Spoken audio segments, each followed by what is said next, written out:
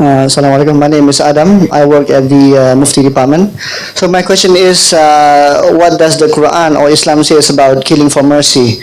I'll give you an example. For example, someone is in a very deep or long coma. So can we end the person's life? Number two, what if we have like a sick cat who is really, really sick and we pity the cat? We pity it. So can we end the cat's life? I'm just asking a question. I'm not going to do it. The brother is talking about euthanasia. The English word, what is euthanasia? It's not killing for mercy. The right word is euthanasia.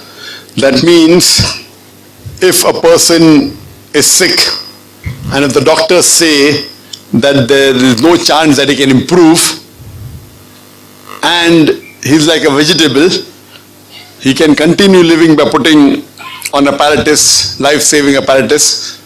So is it permitted in Islam that you can end the life of such a patient?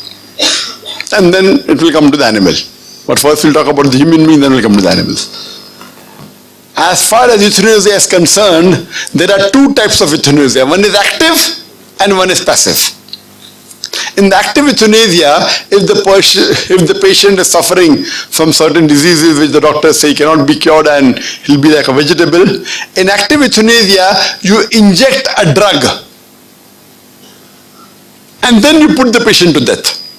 In passive euthanasia, if the patient is on life-saving apparatus, and if you remove that apparatus, and if he dies, that's called as passive euthanasia. As far as active euthanasia is concerned, injecting a drug to kill a human being, that is prohibited in Islam. It's haram. It's not permitted. Because you cannot take life of any human being. It's Allah subhanahu wa ta'ala who cures and gives life.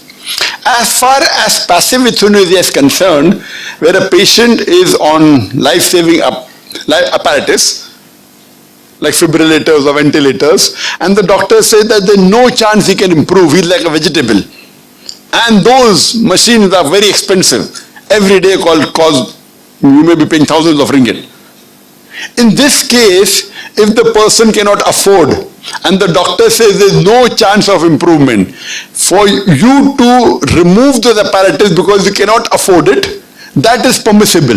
Killing actively is prohibited, but passive euthanasia, where you remove the life-saving apparatus because the doctors have said there's no chance of his survival, so passive euthanasia not has to be done, can be done.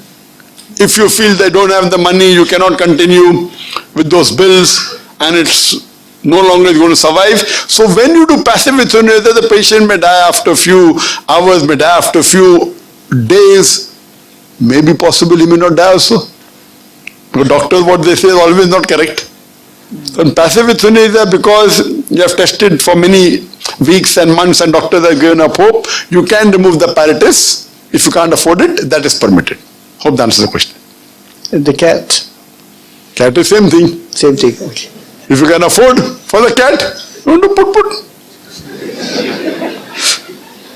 put. Nowadays people spend more on the cat than the human beings. Yes. Thank you. You're most welcome.